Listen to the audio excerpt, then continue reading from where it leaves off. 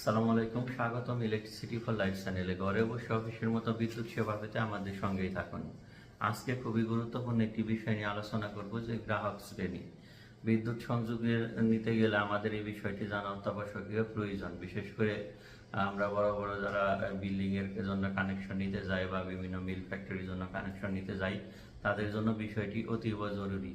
এখানে প্রথমে আমাদের যে নতুন সংযোগের লোডের যে বরাদ্দের বিষয়টা আছে, এলটি বা এইচটি সংযোগের যে বিষয়টা বারবার উঠে আসে অফিসের সাথে, গ্রাহকের সাথে, এটা নিয়ে একটু বিভিন্ন বিবাদ বা মতৈক্যের সৃষ্টি হয়, বিভিন্ন সুপারিশ, মানে একটা দেখা যায় যে একটা বিশৃঙ্খলের অবস্থার সৃষ্টি হয়ে যায়।